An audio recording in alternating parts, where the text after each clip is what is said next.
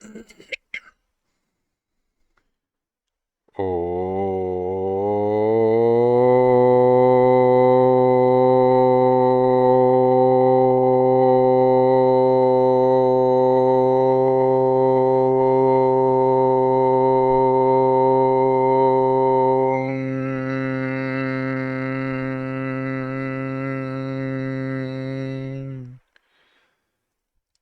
श्री गणेशाय नमः। ओम श्री सरस्वत्यै नमः। ओम श्री गुरुभ्यो नमः। श्रुतिस्मृतिपुराणानाम् आलयं करुणालयं नमामि भगवत्पाद शङ्करं लोकशङ्करं शङ्करं शङ्कराचार्यं केशवं बादरायणं सूत्रभाष्यकृतौ वन्दे भगवन्तौ पुनः पुनः। ईश्वरो गुरुरात्मेति मूर्तिभेदविभागिने व्योमवद्व्याप्तदेहाय दक्षिणामूर्तये नमः। योऽन्तः प्रविश्य मम वाचमिमां प्रसुप्तां सञ्जीवयत्यखिलशक्तिधरस्वधाम्ना अन्यांश्च हस्तचरणश्रवणत्वगादीन् प्राणान् नमो भगवते पुरुषाय तुभ्यम्। वंशी विभूषितकरान्नवनीरदाभात् पीताम्बरादरुणबिम्बफलाधरोष्ठात् पूर्णेन्दुसुन्दरमुखादरविन्दनेत्रात् कृष्णात् परं किमपि तत्त्वमहं न जाने। वसुदेवसुतं देवं कंसचाणूरमर्दनं देवकी परमानन्दं कृष्णं वन्दे जगद्गुरुम्। 9वें अध्याय का हम चिंतन कर रहे हैं। 9वें अध्याय के आज के चिंतन को शुरुआत करने से पहले 6 श्लोक एक साथ पढ़ेंगे। ओम श्री परमात्मने नमः। अथ 9मोऽध्यायः। श्री भगवानुवाच इदं तु ते गुह्यतमं प्रवक्ष्याम्यनसूयवे ज्ञानं विज्ञानसहितं यज्ञात्वा मोक्ष्यसे शुभात्।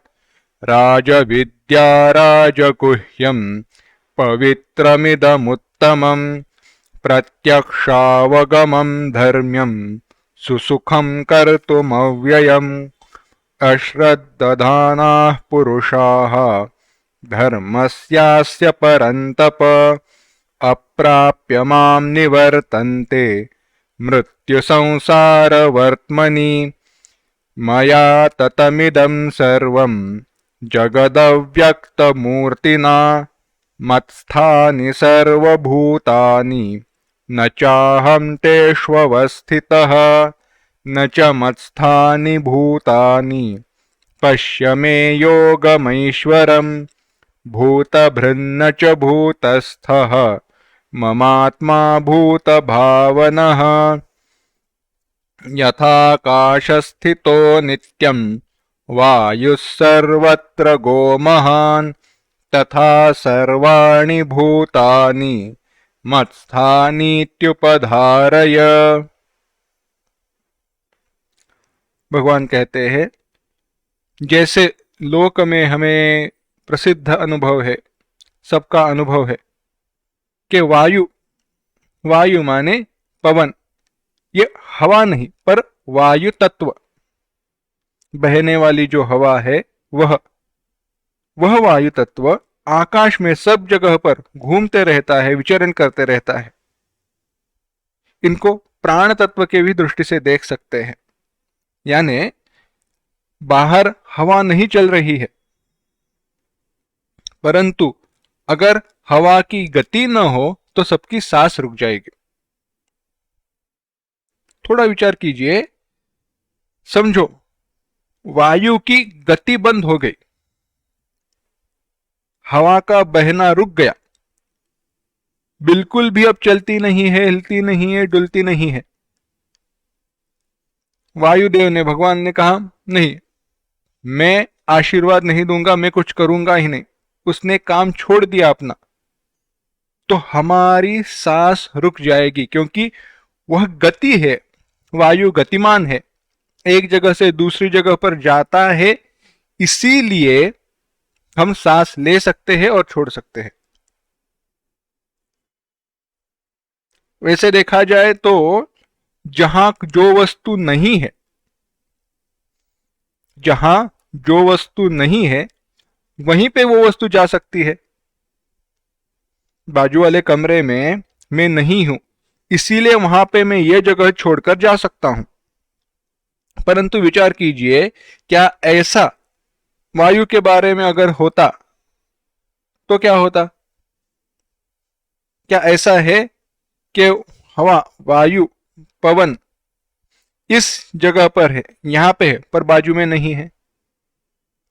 वहां पर भी है, यहां पर भी है, परंतु ऐसे होते हुए भी वह गतिमान है।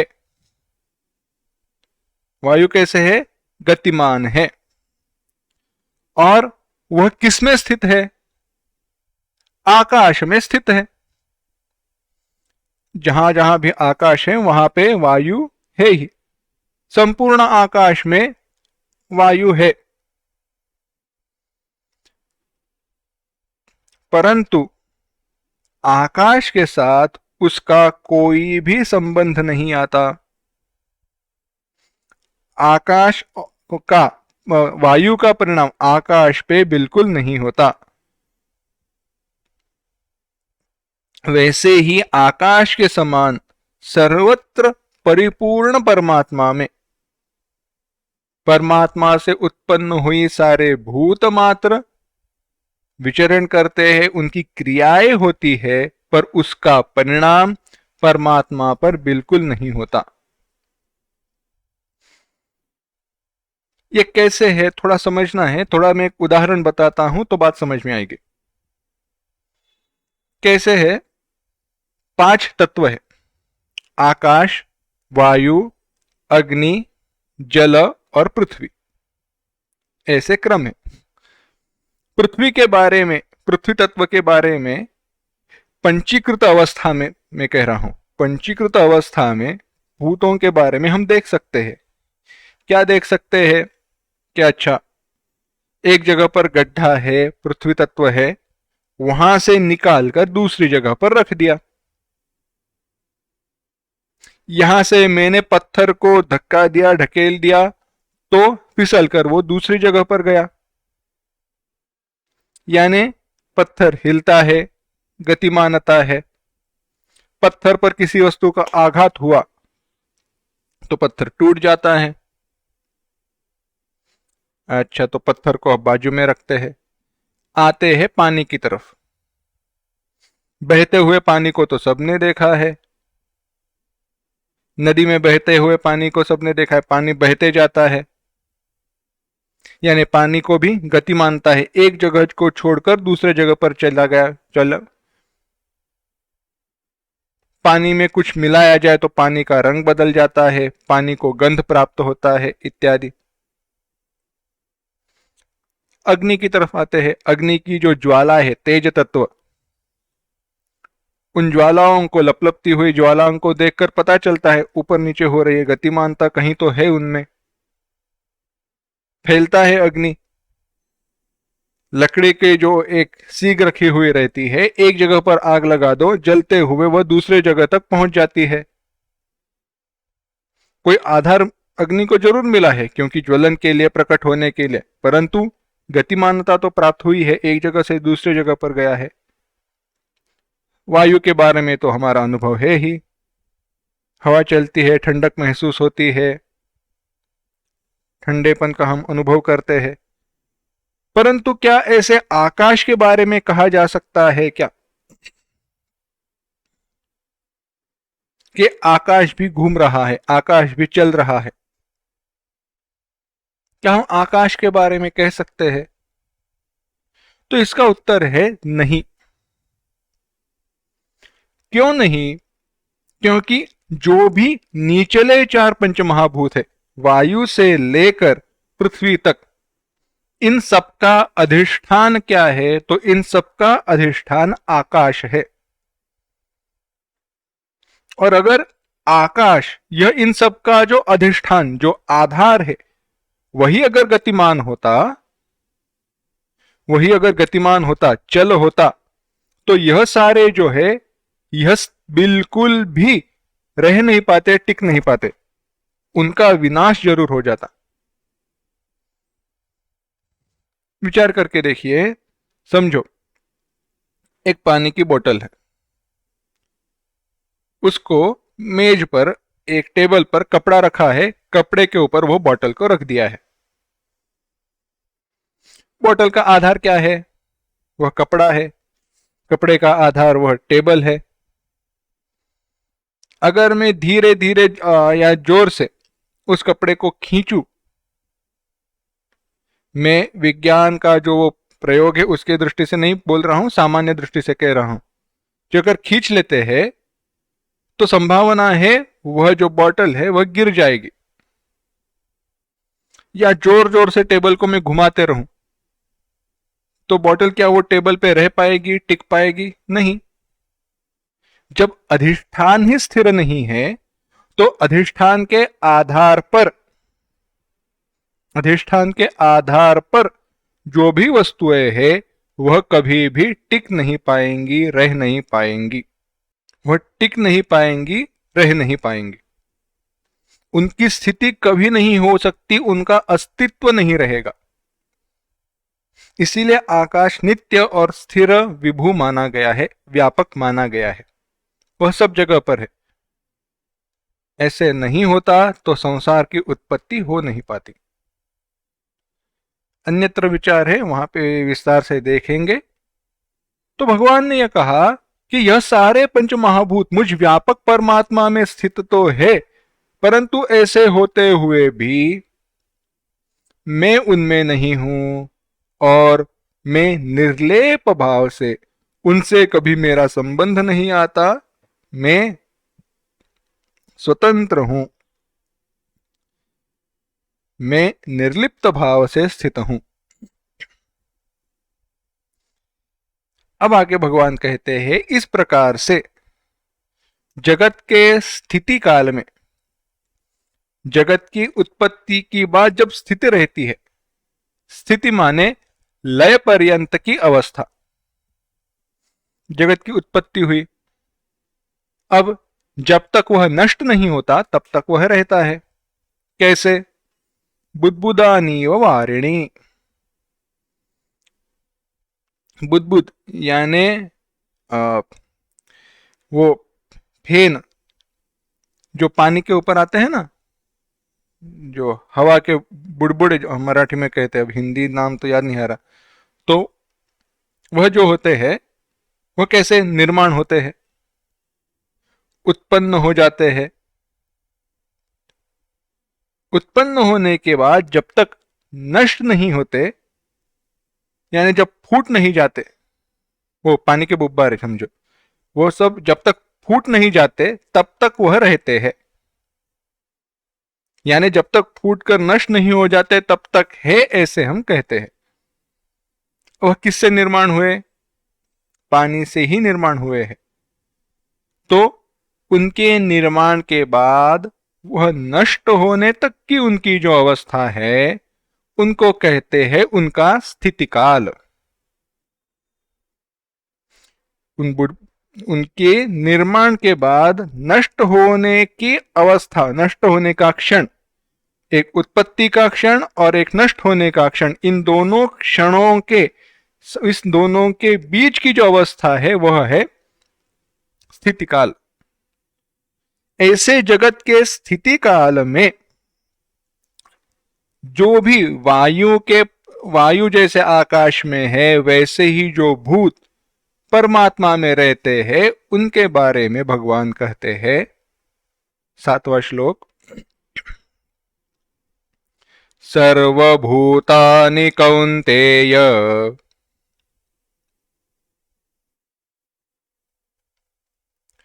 प्रकृतिं यान्ति मामिकाम्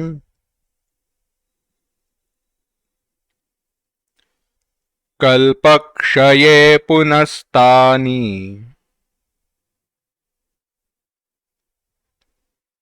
कल्पादौ विसृजाम्यहम्। एक साथ, सर्वभूतानि कौन्तेय प्रकृतिं यान्ति मामिकाम् कल्पक्षये पुनस्तानि कल्पादौ विसृजाम्यहम्।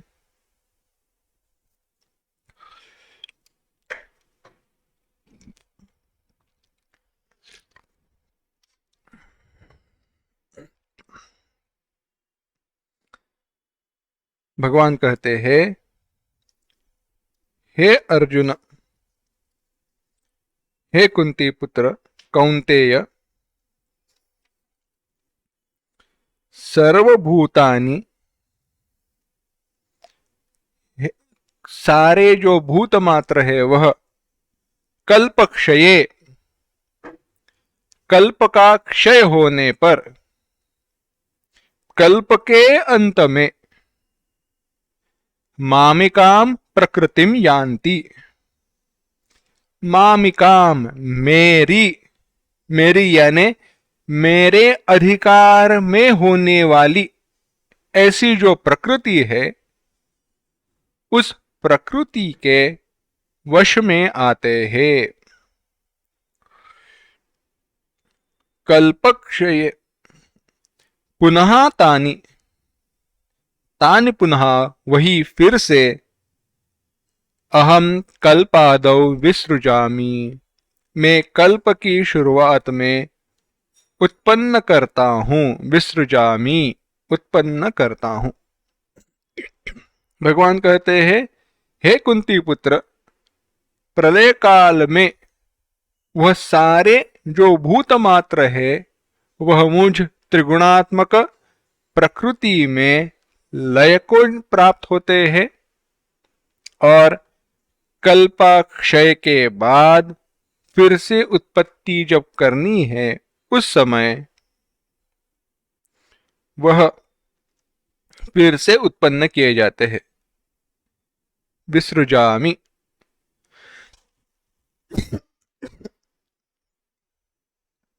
अब यहां पे विचार है, कैसे है यह जो उत्पत्ति स्थिति का विचार है,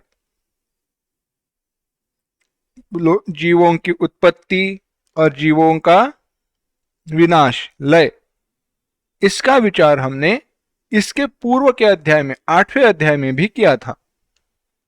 वहां पे भगवान ने कहा था, एक दिन ब्रह्मा जी का, एक दिन ब्रह्मा जी की एक रात, ऐसे हमने उसका चिंतन किया था। तो वहां पे दिन और रात का संबंध था, यहां पे कल्प का संबंध है।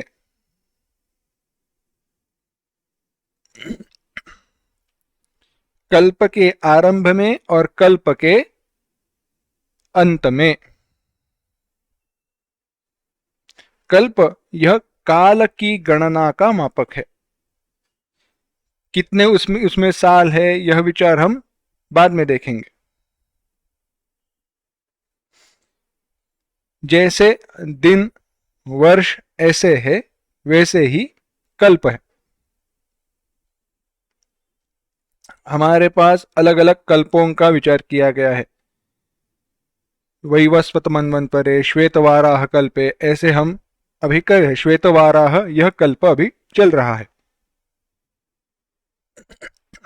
अब भगवान यहां पे कहते हैं कि सारे जो पंचमहाभूत है वह मेरे प्रकृति में चले जाते हैं, मेरे प्रकृति के वश में आते हैं।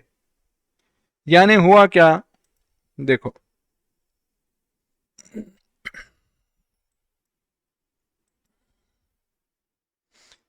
अब विचार करना।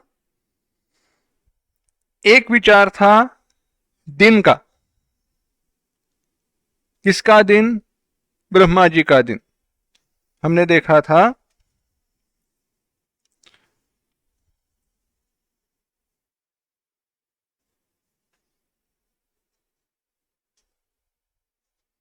कितना,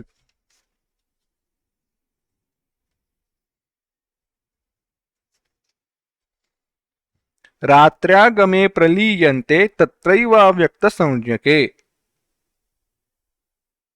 18वां श्लोक पिछले अध्याय में, कि जब रात्रि यानी ब्रह्मा जी के रात्रि का समय आ जाता है, ब्रह्मा जी के रात्रि का समय आ जाता है, तब यह सारे भूत उस अव्यक्त संज्ञक, अव्यक्त माने वहां पे हमने विचार किया था, उस अव्यक्त प्रजापति की निद्रावस्था जो है उसमें अव्यक्त में लय में चले जाते हैं और वहां से फिर से उत्पन्न होते हैं। यहां पे कल्प के अंत का विचार किया है, यहां पे कल्प के अंत का विचार किया।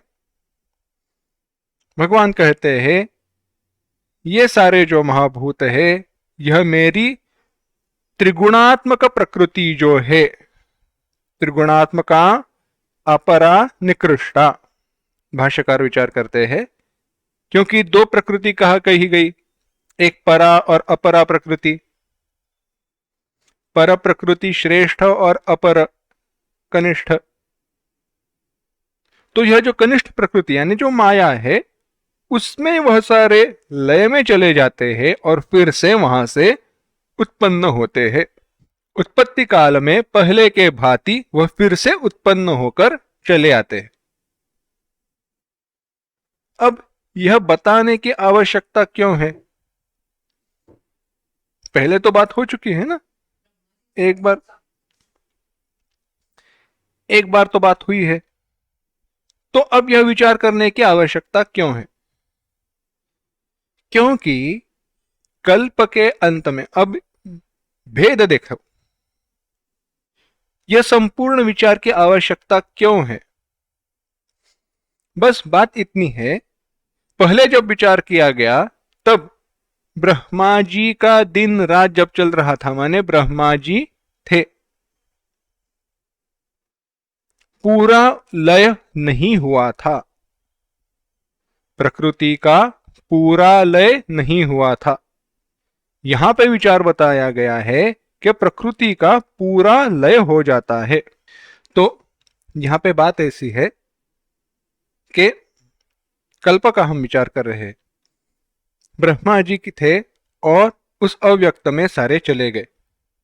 यहां पे कल्प के अंत में ब्रह्मा जी के साथ सारे भूत मात्र अव्यक्त में चले जाते हैं, त्रिगुणात्मिका माया में चले जाते हैं। यानी संपूर्ण सृष्टि का संहार होता है। किसी भी रूप में भगवान का प्रकट स्वरूप नहीं रहता, परमात्मा का केवल और केवल स्वरूप रहता है। तो क्या हुआ? बस बात इतनी है कि यह सब होते हुए भी भगवान कहते हैं यह उत्पत्ति स्थिति लय, यह सब कुछ होते हुए भी उनसे मैं निर्लिप्त हूं,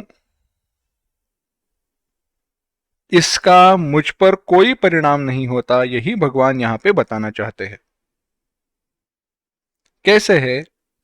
हमने पानी का उदाहरण देखा, उसी को फिर से दोहराते हैं।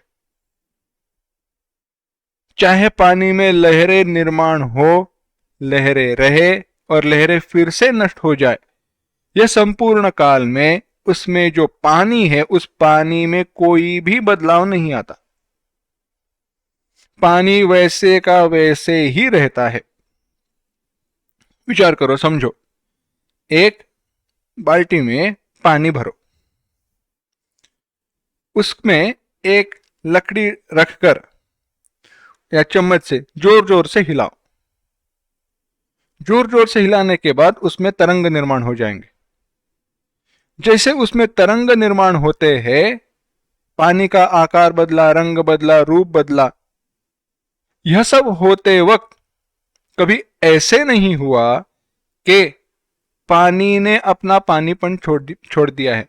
पानी पानी ही रहा, जितना था उतना ही रहा। वैसे ही रहा, बिल्कुल कम नहीं हुआ। तो इसी प्रकार से ये सारे भूत उत्पन्न हुए अथवा न हुए, भगवान पे उसका कोई भी असर नहीं होता। भगवान कहते हैं मैं निर्लिप्त हूं। इस प्रकार से अब भगवान आगे बताते हैं, प्रकृतिम स्व 8वां श्लोक, प्रकृतिम स्वामवष्टभ्य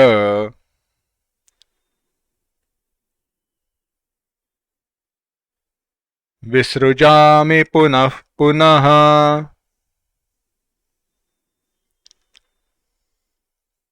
भूतग्राममिमं कृत्स्नम्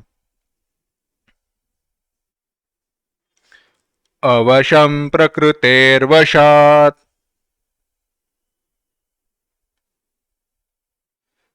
एक साथ, प्रकृतिं स्वामवष्टभ्य विसृजामि पुनः पुनः भूतग्राममिमं कृत्स्नम् अवशं प्रकृतेर्वशात्।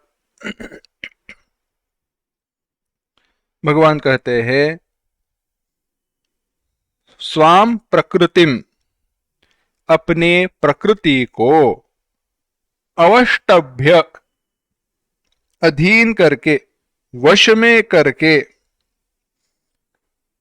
प्रकृते है वशात अवशम,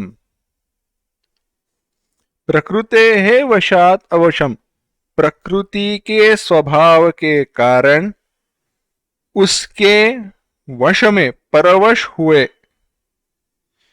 इमं कृत्स्नम भूतग्रामम, यह संपूर्ण भूतग्राम, ग्राम माने समुदाय, यह संपूर्ण भूतों का समुदाय जो प्रकृति के स्वभाव के कारण प्रकृति के अधीन हो चुका है, पुनः पुनः विसृजामि, मैं बार बार उत्पन्न करता हूं। भगवान कहते हैं यह जो भूतों का समुदाय है जो प्रकृति के स्वभाव के कारण उस प्रकृति के अधीन हो गया है, उनको मैं बार बार उत्पन्न करता हूं। कैसे उत्पन्न करता हूं? मैं स्वयं मेरे द्वारा कुछ उत्पन्न नहीं करता, परंतु मेरे प्रकृति के अपनी प्रकृति को मैं वश में करके उनको उत्पन्न करता हूं। देखो यह कैसे समझना है। इस अविद्या रूप प्रकृति को मैं अपने वश में रखता हूं। अपने वश में रखता हूं माने क्या? मेरे कारण उस अविद्या की, उस माया की सारी क्रिया चलती है। अगर मैं नहीं रहूंगा तो वह कुछ भी नहीं कर पाएगी। मेरे अस्तित्व में उसके सारे काम होते हैं, चलते हैं। जैसे सूर्य के प्रकाश में दिन में हमारे सारे काम चलते हैं। शास्त्र में उदाहरण दिया गया है, सूर्यालोकम यथा जनाः। सूर्यालोकम, सूर्यालोक, सूर्यस्य आलोक, सूर्यालोक। सूर्य का जो प्रकाश है, उस सूर्य के प्रकाश में हमारे सारे काम होते हैं। पुराने जमाने में तो यह अर्थ स्पष्ट था, अब तो थोड़ा मुश्किल है समझना। परंतु देखो, अभी भी जो प्रकाश है, अंधेरे के समय में चाहे हम बिजली की ट्यूबलाइट क्यों न जला दे, उसका मूल स्रोत सूर्य ही है। क्योंकि कहीं ना कहीं सूर्य की ऊर्जा का विपरिणाम होते हुए, बदलाव होते हुए,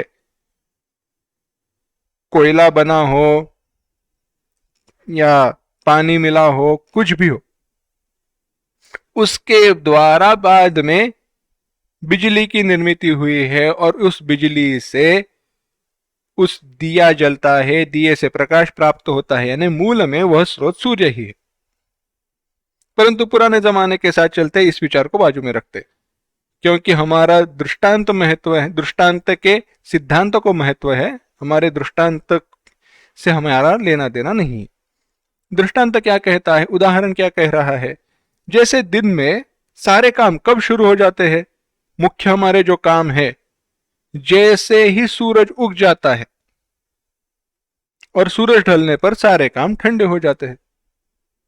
जैसे सूर्य के प्रकाश में सारे काम होते हैं, परंतु कभी सूर्य उस कार्य का कभी कर्ता होता है नहीं।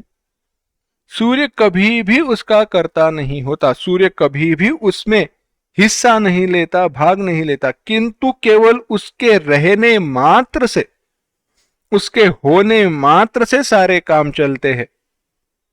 इसी प्रकार से भगवान उस माया को अपने वश में करके, माया के द्वारा, उस अविद्या के द्वारा, उस प्रकृति के द्वारा सारे काम कराते हैं। अब तो ऐसे प्रश्न निर्माण होता है, अगर ऐसी बात है तो क्या भगवान को पुण्य और पाप की प्राप्ति है? क्योंकि चाहे वो उनके रहने से क्यों ना हो, कर्म तो हो रहा है ना। जैसे समझो, राजा, युद्ध हो रहा है। क्या हो रहा है? युद्ध हो रहा है। सेनापति है। सेनापति स्वयं कभी भी, जब तक जरूरत न हो तब तक युद्ध में भाग नहीं लेता। वह व्यूह की वगैरह रचना करता है, उपसेनापतियों को बताता है कैसे युद्ध करना है, क्या करना है सब।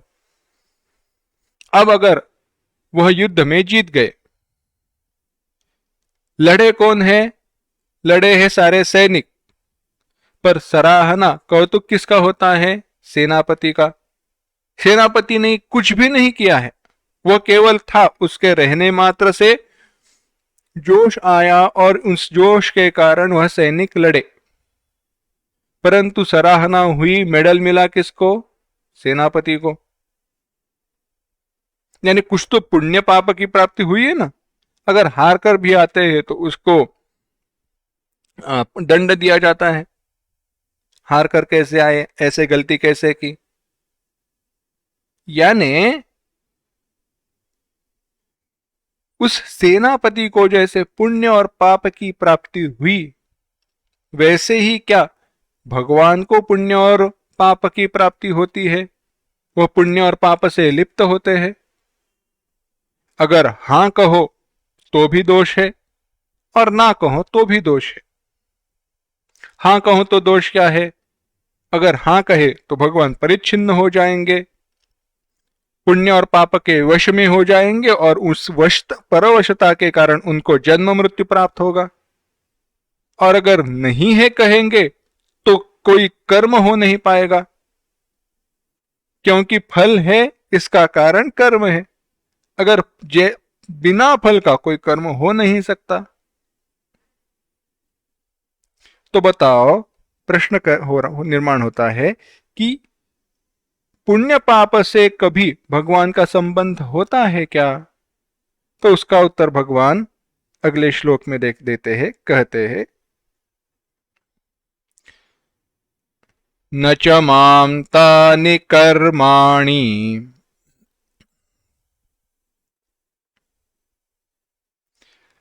निबध्नन्ति धनंजय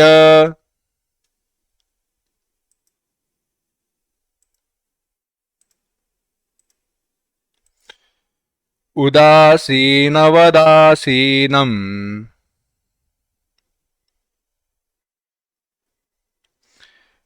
असक्तं तेषु कर्मसु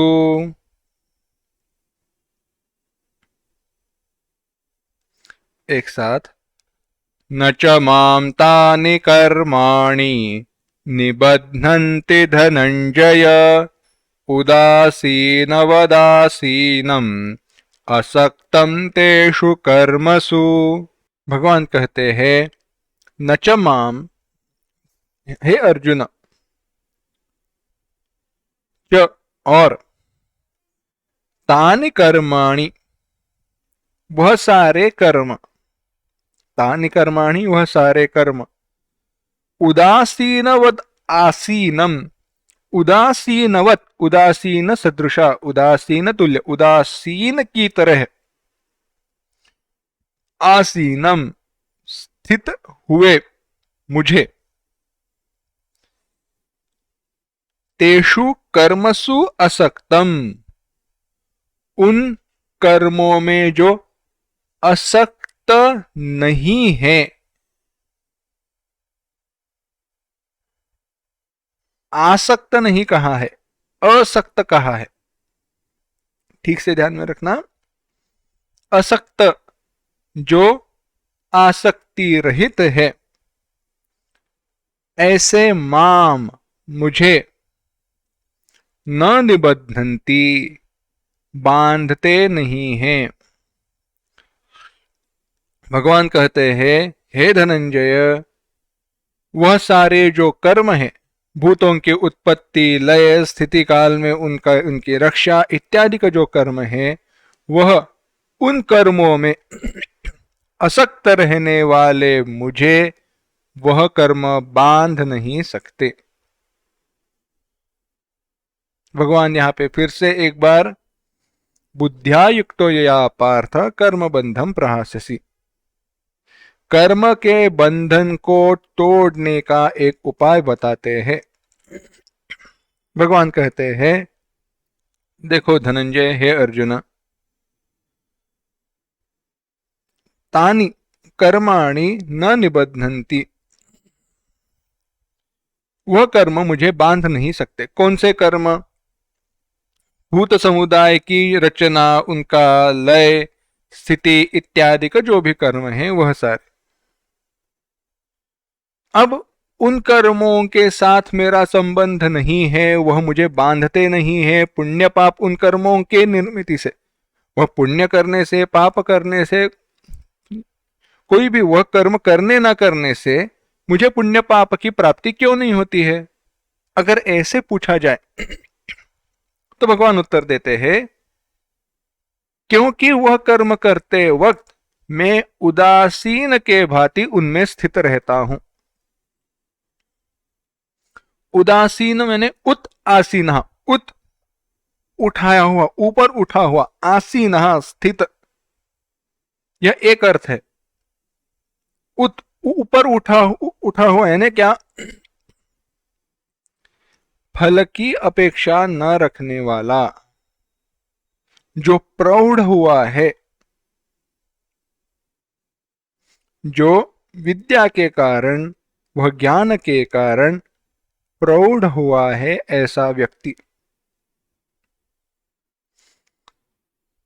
ऐसी क्यों है? क्योंकि भगवान कहते हैं, असक्तम, मैं उन कर्मों में उदासीन रहता हूं। क्यों? क्योंकि मेरा स्वरूप आत्म स्वरूप है और वह निर्विकार है। आत्मा में न कोई विकार है न कुछ है, आत्मा निर्विकार है। इसीलिए जैसे कोई भी उसमें अपेक्षा नहीं रहती, कोई भी विकार नहीं है। कोई भी कर्म हो जाए तो सुख के लिए फल की अपेक्षा नहीं है, दुख के लिए फल के त्याग की नहीं विचार नहीं है,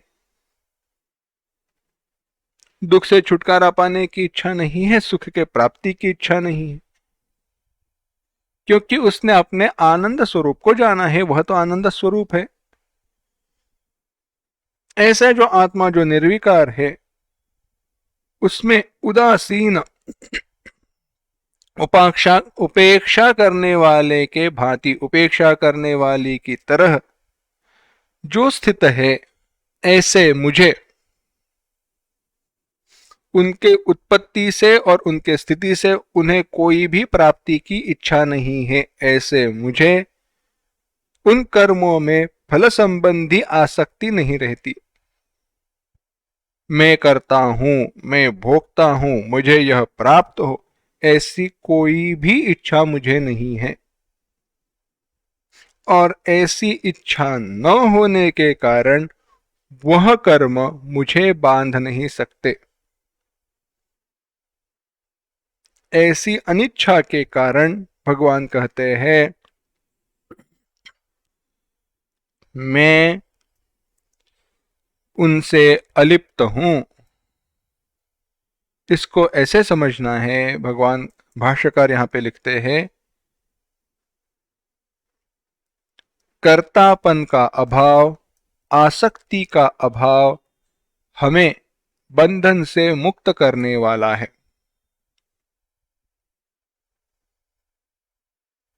इसके सिवा अगर आसक्ति रहे, फल की इच्छा रहे, तो कर्मों द्वारा मूर्ख लोग कोशकारवत नश्यन्ति इति अभिप्रायः। कोशकारवत, रेशम के कीड़े की तरह बंधन में फंस जाते हैं, मृत्यु को प्राप्त होते हैं। यहां पे बड़ा एक सुंदर उदाहरण है, आसक्ति के कारण कैसे मृत्यु की प्राप्ति होती है। एक बड़ी सुंदर कविता है, रात्रिर्गमिष्यति भविष्यति सुप्रभातम, भास्वानुदेश्यति हसिष्यति पंकजश्री, इत्थम विचारयति कोशगते द्विरेफे, हा हंत हंत नलिनी गज उज्जहार। हुआ ऐसे, एक दिन एक भ्रमर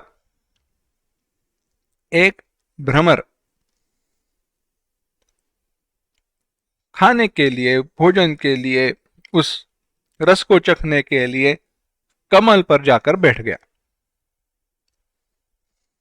हुआ ऐसे, कमल पर बैठा तो सही, पर उसको पता नहीं चला, रात हो गई।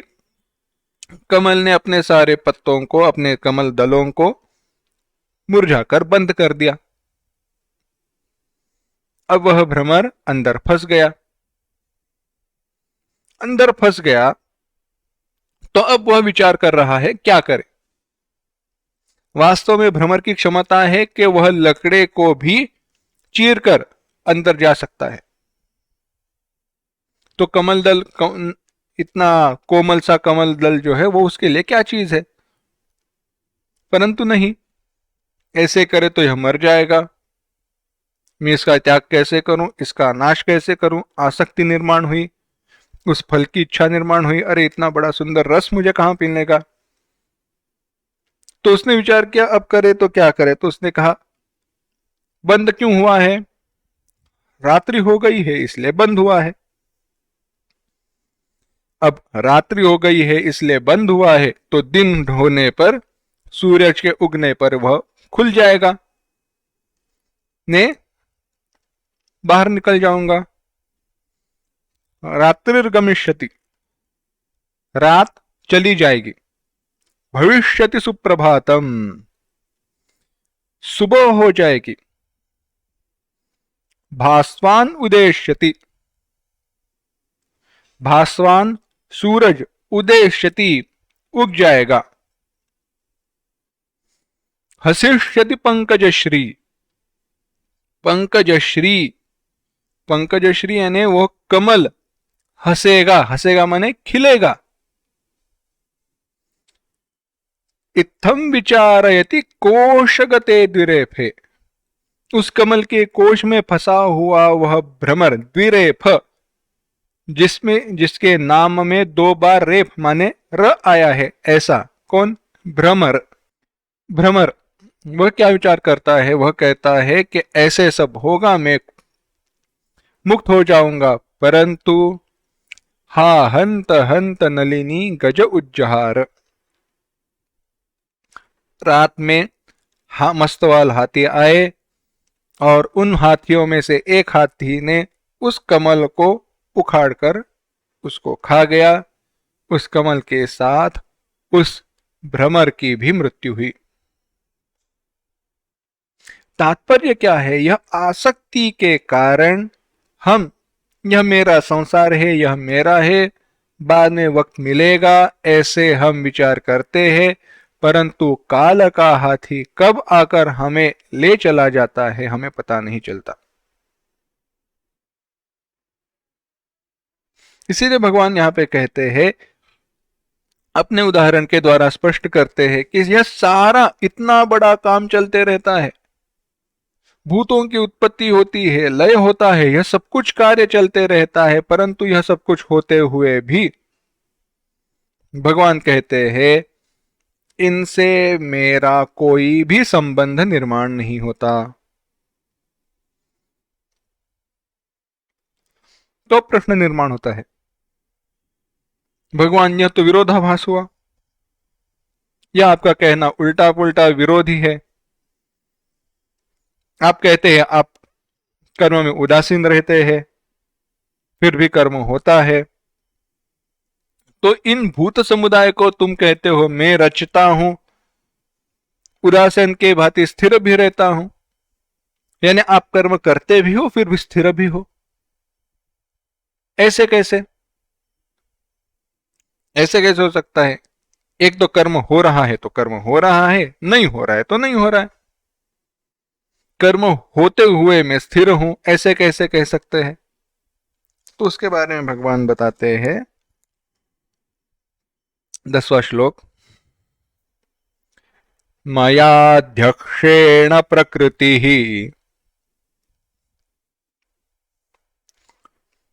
सूयते सचराचरम् हेतुनानेन कौन्तेय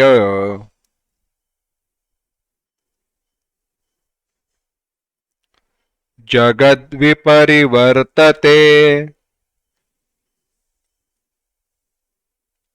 एक साथ, मयाध्यक्षेण प्रकृतिः सूयते सचराचरम् हेतुनान्येन कौन्तेय जगद्विपरिवर्तते।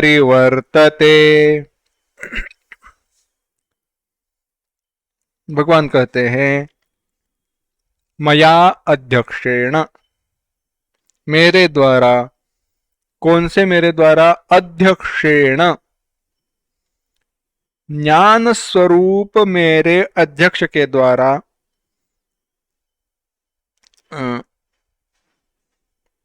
साक्षी के द्वारा,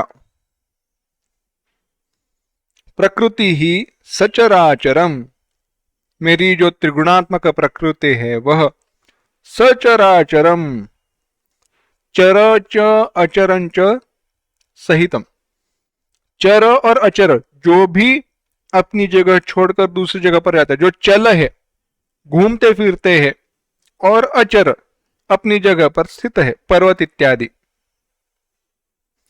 इन सब सारी चर और अचर सूयते, उत्पन्न करती है। कौन उत्पन्न करती है? प्रकृति ही, प्रकृति सबको उत्पन्न करती है।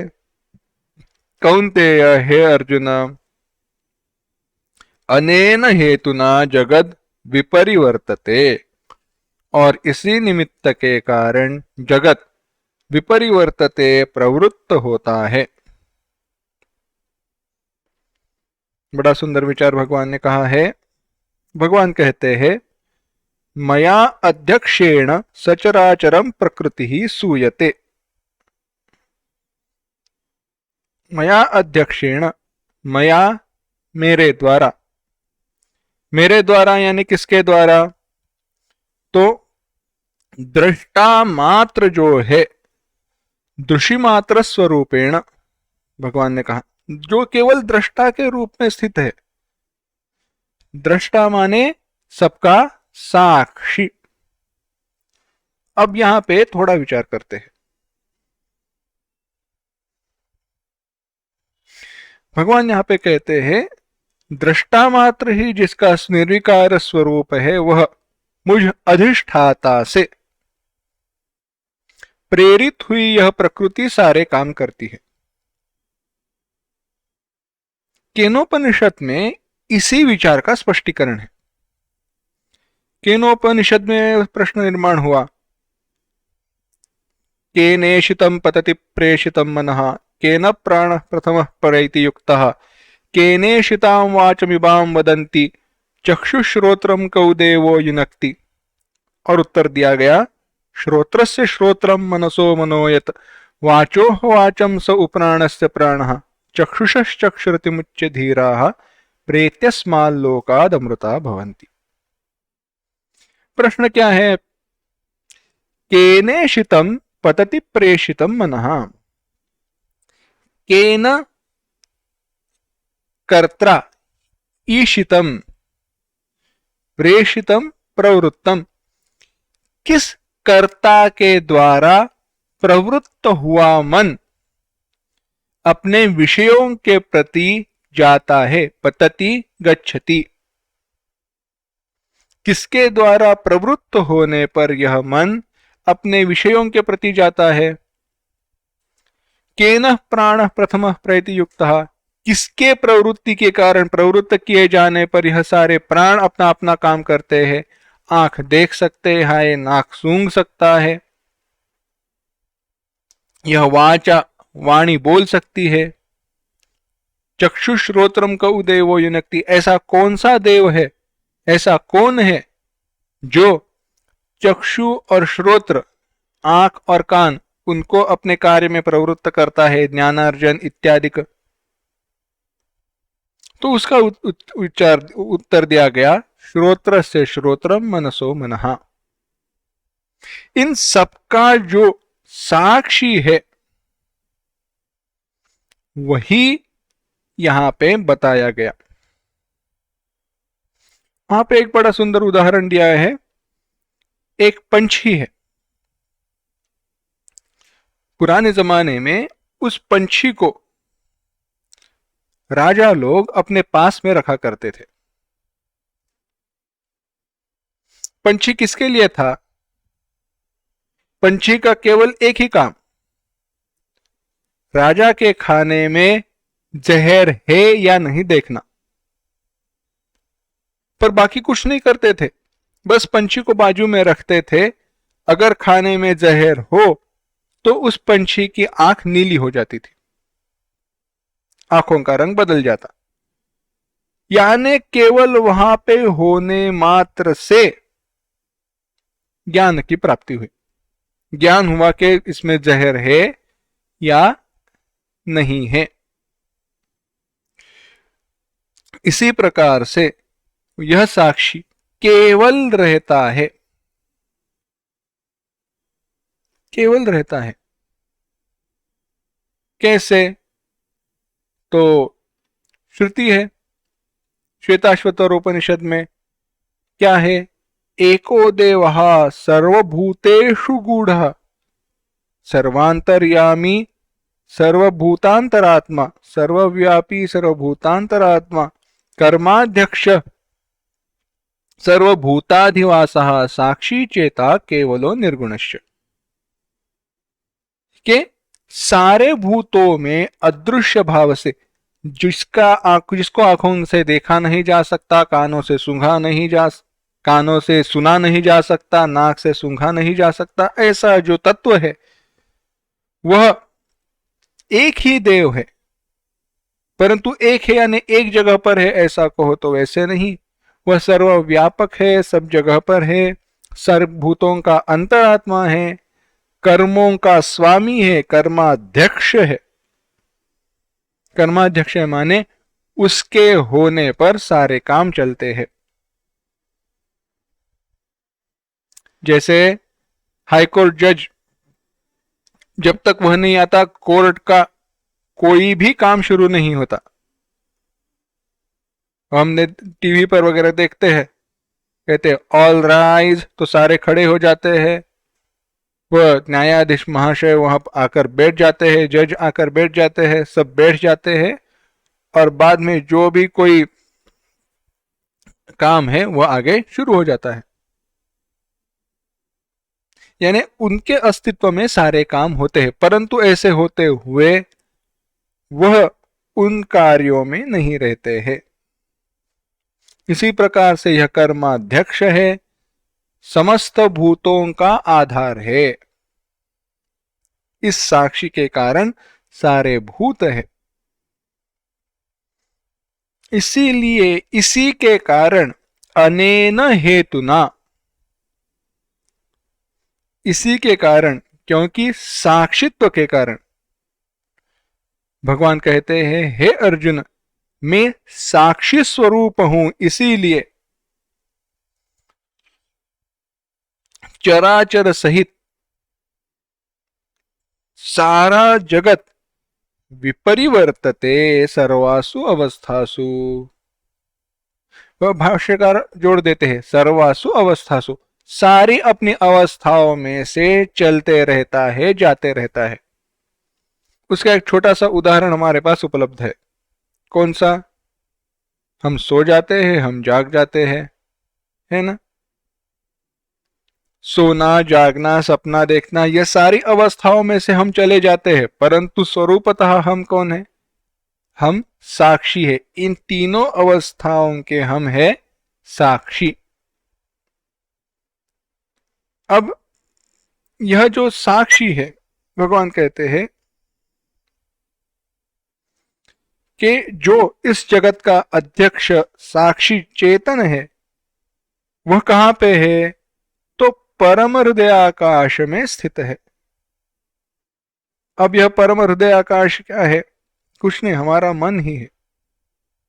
हमारे मन में ही वह चेतन वृत्तियों में, वृत्तियों की चेतना में बैठा हुआ है। सारे वृत्तियों में जो चेतनत्व है वह वही परमात्मा है। इसको कौन जानता है? पता नहीं कौन जानता। जानने वाला जानता है, नहीं जानने वाला जानता है, जानने वाला नहीं जानता। ये कैसे हुआ? यही तो है, केनोपनिषद वही कहता है, यदि मन्यसे सुवेदेति दभ्रमेवापि नूनम त्वम। यानी अगर अभी तक जो कुछ भी हुआ है, यह अगर आपको समझ में आया है तो बिल्कुल समझ में नहीं आया, और अगर नहीं समझ में आया है तो समझो समझ में आया है। कितनी आसान बात है ना। उपनिषदों में कहा है अगर कोई बात समझ ना आए तो समझो समझ में आया, और नहीं और समझ में आया तो समझो नहीं समझ में आया। मजे की बात छोड़ दो। यानी ये तो हमारे लिए क्या कहते हैं, वो ट्रम्प कार्ड, क्रेडिट कार्ड जो भी रहते हैं वैसे है।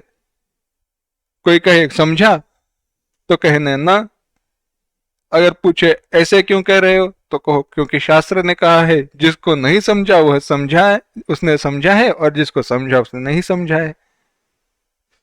इस वाक्यों का संदर्भ भिन्न है, ब्रह्म ज्ञान के दृष्टि से है, व्यावहारिक दृष्टि से नहीं।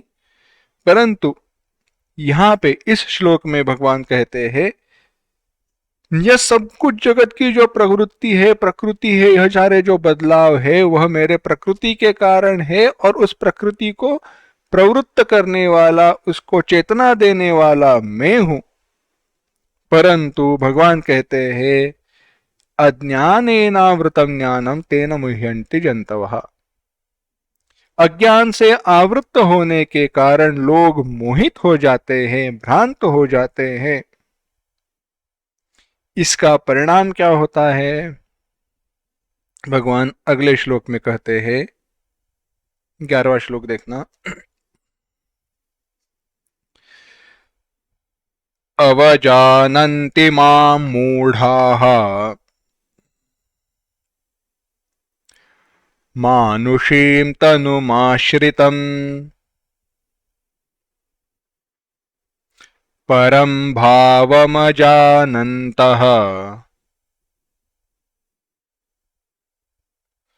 मम भूतमहेश्वरम्।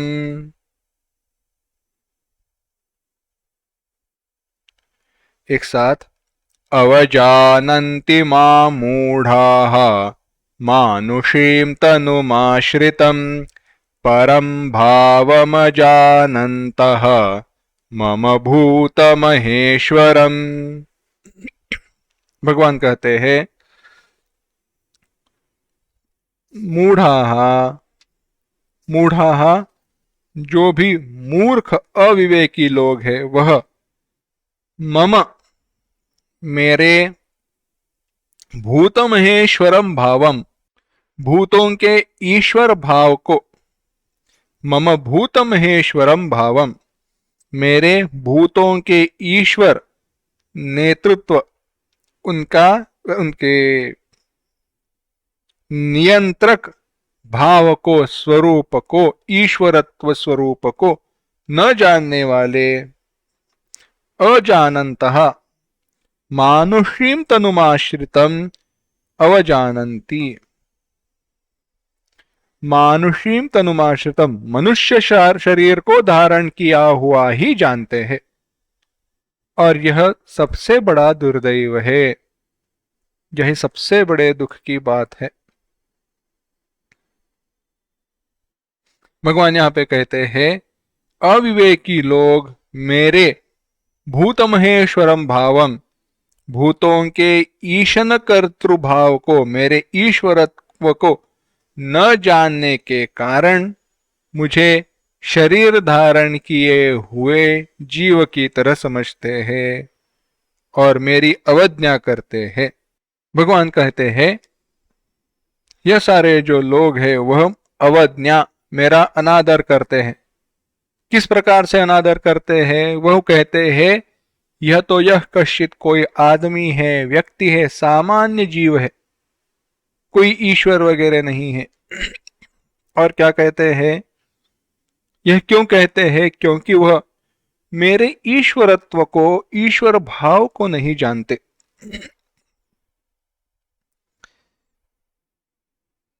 परम प्रकृष्टम भावम परमात्म तत्वम आकाशकल्पम आकाशादपि अंतरतमम। भगवान भाष्यकार यहां पे विचार करते हैं भगवान कैसे है? भगवान आकाश से भी व्यापक है, वही उनका स्वरूप है, वह परम तत्व है, वही भगवान है, वही ईश्वर है, वही ब्रह्म है। परंतु लोग समझते हैं वह कोई व्यक्ति है और उनकी अवज्ञा करते हैं। जैसे उदाहरण देखो, समझो कोई दुकान का मालिक है। एक चुटकुला याद आया। हुआ ऐसे, एक दुकान था, चलो हमारा 1.5 साल पहले के लॉकडाउन से इसको हम जोड़ देते हैं। तो लोगों की बाहर लाइन लगी हुई थी। क्यों? क्योंकि जो भी दुकान है खुलने का समय कितना था? दिन के 4 घंटे का, सुबह 8 से लेके 12 बजे तक। तो तभी जो कोई भी चावल दाल जो कुछ भी खरीदना है तो तब आना है। लोग 6 बजे से लाइन में खड़े हैं, पास पास भी नहीं खड़ा रहना है, बीच में 3-3 फुट का अंतर है, 2 गज की दूरी बनाए रखी थी। अब चल रहा है, लाइन, लंबी लाइन चली है। एक आदमी उनके से बीच में से आगे गया, लोग उसको पीछे ढकेलने लगे, आगे क्या जा रहे हो, पीछे चले जाओ। उसने सुना नहीं, कैसे तो करते करते करते अंत तक पहुंचा, दुकान तक पहुंचा। लोगों ने फिर से उसको बोला और किसी 1-2 व्यक्तियों ने कहा कि हमारी जगह पकड़ कर रखो, उसको घसीट कर लाइन के पीछे ले गए। फिर से आया, फिर से उसको लेकर चले गए। तो 8 बज गए, 8:30 बज गए, यह बात चल रही थी, दुकान खुला ही नहीं।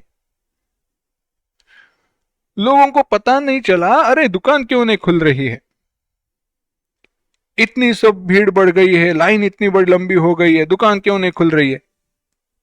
9:30-10 बजे फिर से वह आदमी आया, आगे जा रहा है। लोगों ने कहा आगे क्या जा रहे हो, चलो पीछे। तो उसने कहा पीछे तो पीछे, आप मरो यहां पे खड़े रहते हुए। तो हुआ ऐसे, लोगों को पता नहीं चला कि जो आदमी आगे जाने की कोशिश कर रहा था वह दुकान का मालिक था और वह दुकान खोलने का प्रयास कर रहा था, और लोगों ने उसको दुकान खोलने नहीं दिया। उनको लगा क्या, यह भी ग्राहक है, ये वो आगे जा रहा है, लाइन में बीच में घुस रहा है। क्या हुआ? वास्तविक वह कौन है? वह है दुकान का मालिक।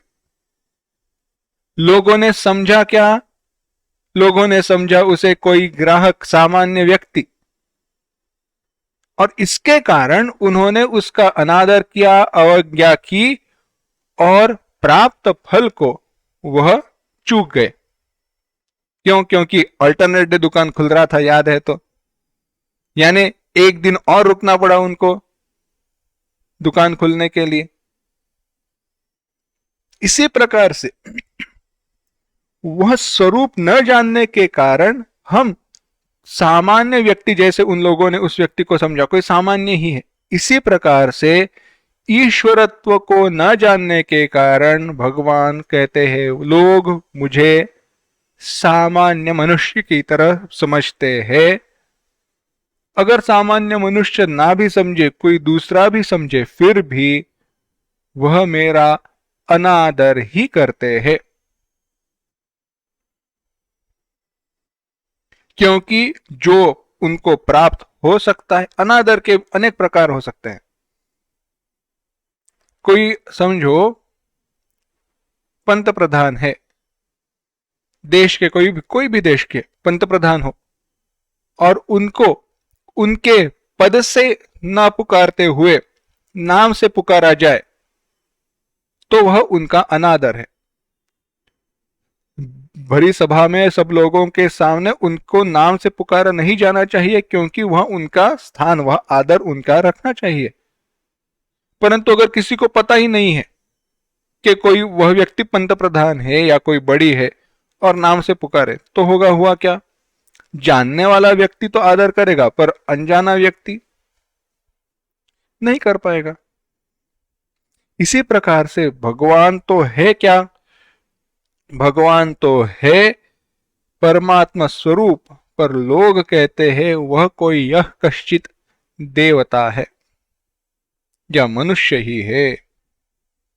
भगवान तो यहां पे स्पष्ट कहते हैं मानुषीम तनुमाश्रितम, मनुष्य देहधारी परमात्मा को मनुष्य देहधारी की तरह तुच्छ समझते हैं। यह गलती महाभारत काल में, भगवान के जीवन काल में अनेकों लोगों ने की थी, आज भी लोग करते हैं। कैसे करते हैं, क्यों करते हैं, इसका मैं ज्यादा विचार नहीं करूंगा, परंतु बात यही है।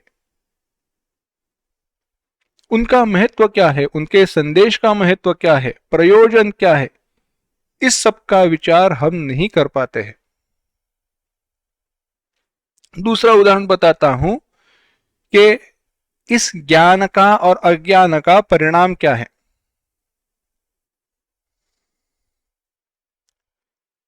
चलो इस कथा को सुनाता हूं। यह कथा का प्रयोजन, उद्देश्य, संदर्भ भिन्न है, परंतु यहां पे हम उसको जोड़ सकते हैं। हुआ ऐसे, एक व्यक्ति रामकृष्ण परमहंस जी से मिलने आया। रामकृष्ण परमहंस जी से मिलने आया और उसने कहा,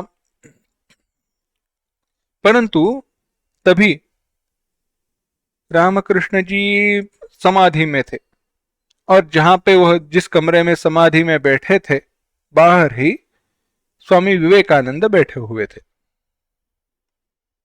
स्वामी विवेकानंद जी ने कहा आप अंदर नहीं जा सकते, वह समाधि में बैठे हैं। उस व्यक्ति ने कहा कब समाधि से बाहर आएंगे? स्वामी जी ने कहा पता नहीं, जब आएंगे तब आएंगे, नहीं आएंगे तो नहीं आएंगे। उन्होंने कहा कि आए हुए व्यक्ति ने कहा हमें कोई प्रश्न है, वेदांत का है, हमें पूछना है। विवेकानंद जी ने कहा हमें पूछो, हम बता देंगे। उन्होंने कहा नहीं नहीं नहीं, मुझे उनसे ही पूछना है। विवेकानंद जी ने कहा पूछो तो सही, मैं बताने का प्रयास करता हूं। नहीं समझा ना तो ना सही, बाद में फिर से पूछ लेना। ऐसे ही रुकने वाले हो, मुझे पूछ लेना। अगर उत्तर मिल जाए तो आपका काम जल्दी हो जाएगा। तो उस व्यक्ति ने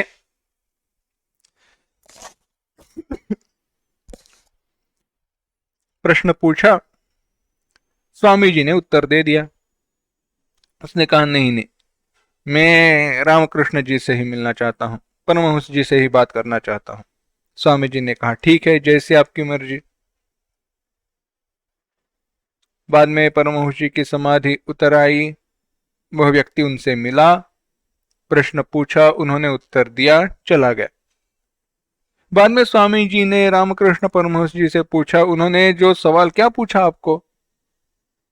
तो वही सवाल पूछा था परमहंस जी से उस व्यक्ति ने जो उन्होंने स्वामी जी से पूछा था, और वही उत्तर जो स्वामी जी ने उस व्यक्ति को दिया था, वही उत्तर परमहंस जी ने भी उस व्यक्ति को दिया। यानी उत्तर वही दिया गया, परंतु उस व्यक्ति का समाधान हुआ परमहंस जी की बात सुनने पर। ऐसे क्यों हुआ? संदर्भ भिन्न है, उसका कारण भिन्न है। यहां पे मैं इसको इस प्रकार से जोड़ना चाहता हूं, उस व्यक्ति को स्वामी जी के अधिकार का ज्ञान नहीं था, स्वामी जी के अधिकार की कल्पना नहीं थी। अगर अधिकार की कल्पना होती तो वह उनके कहने का महत्व, मूल्य समझ पाता। कई बार ऐसे होता है, लोग कहते हैं परंतु लोगों के अधिकार की कल्पना न होने के कारण हम उनके कहने को नजरअंदाज कर देते हैं, मानते नहीं हैं। इसी प्रकार से भगवान के स्वरूप का ज्ञान न होने के कारण, उसको न जानने के कारण भगवान के उपदेश का मूल्य हम छोटा कर देते हैं। इस विचार को हम मानुषीम तनुमाश्रितम, हम कैसे गलतियां करते हैं, इस विचार को हम फिर से देखेंगे और थोड़ा विचार करेंगे, पर वह हम अगली बार करते हैं। ओम असतो मा सद्गमय, तमसो मा ज्योतिर्गमय, मृत्योर्मा अमृतंगमय। ओम शांति शांति शांति। हरि ओम। श्री गुरुभ्यो नमः। हरि ओम।